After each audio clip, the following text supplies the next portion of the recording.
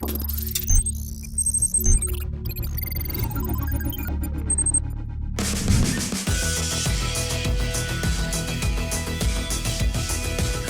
compact SUV space has definitely been one of the most keenly contested car segments in our country in recent times.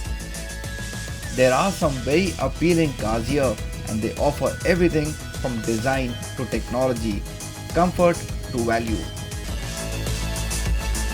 The Renault Duster is the one that started it all though, well before the likes of the Creta or Seltos came along.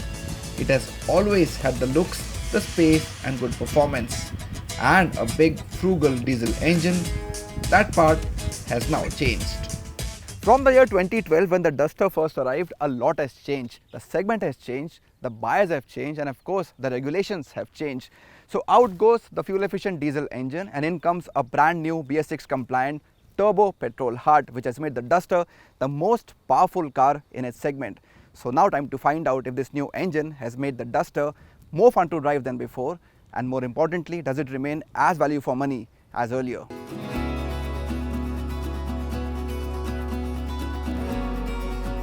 The Nissan Kicks also received the same engine recently, so that means the Duster shares that most powerful tag. This 4-cylinder engine belts out a good 153 bhp at 5500 rpm. But if you're missing the diesel, what might bring a bigger smile on your face is that at just 1600 rpm, it generates a very impressive peak torque of 254 Newton meters. In comparison, the 1.5 litre naturally aspirated petrol engine that we know from before gives you lower torque and power. And before you ask, of course this engine is also BS6 compliant and there's no automatic on it. The turbo is also pretty quiet, or at least till you cross the 4000 rpm mark. The grip levels are impressive and good steering response also keeps you engaged. Pickup and throttle response is also befitting of a turbo engine, but yes, it needs a heavier foot to make it work better. Renault has launched this turbo petrol engine with both manual as well as CVT options, and all those high power and torque figures ensure that you can actually have a lot of fun while driving this vehicle right from the word go, which is really impressive. In fact, you look forward to those overtaking maneuvers or the traffic light turning green for reasons more than one. This engine has done wonders for Renault globally and actually shows why when you drive this vehicle.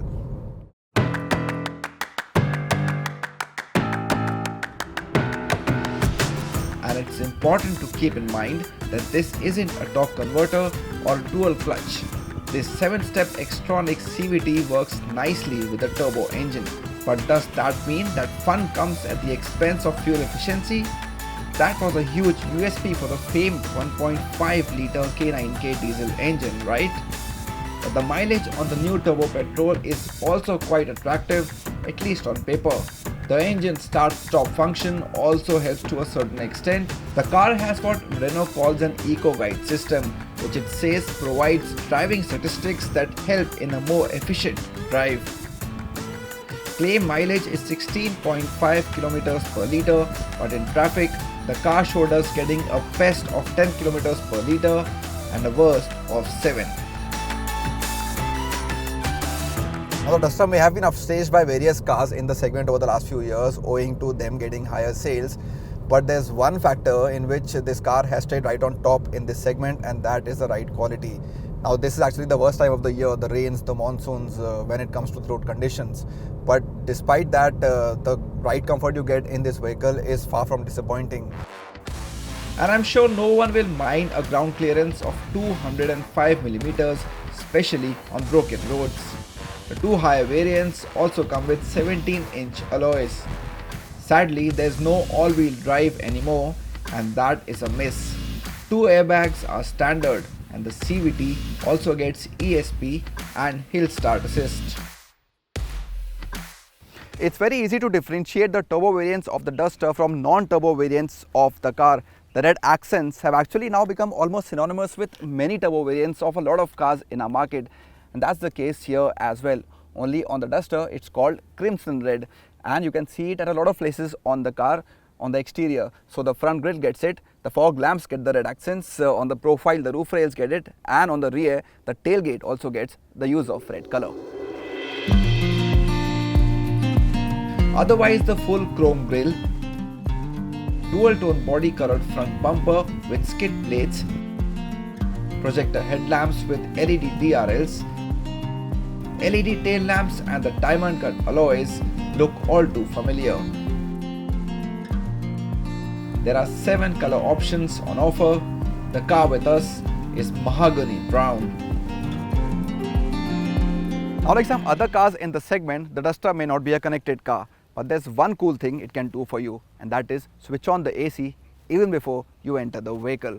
So all you have to do is press this 2S button on your key fob for 2 seconds as it says, and then the engine would switch on, and of course the air conditioner will also switch on. Only remember, your car has to be in neutral and nothing else, not even in parking, to activate this function.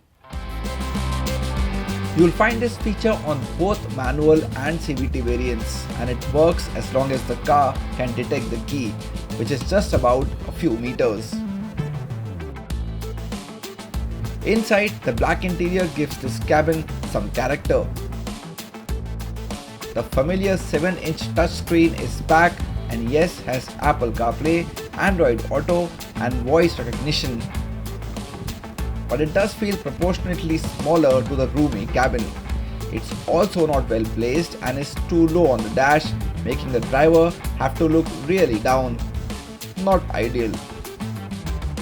The top end also gives you an Archimedes tuned audio experience with 4 speakers and 2 front tweeters.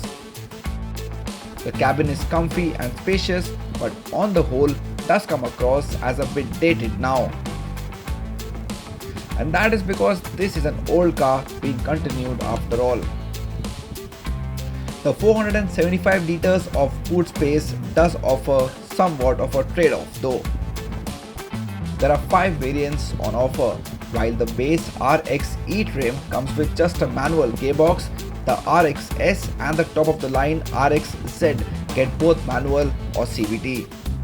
That makes it a big price range from 10,49,000 rupees to 13,59,000 rupees. But it looks like good value as the other turbos are pricier. The Creta, for instance, starts at 16,16,000 rupees. Even the Nissan Kicks that shares this engine is priced a touch higher. As Car and Bike told you more than a year ago, Renault will now launch the 3rd generation of the Duster in India after skipping the 2nd generation altogether. And the good news is that this new engine will be designed and engineered primarily in India. But that car is at least 3 years away from us.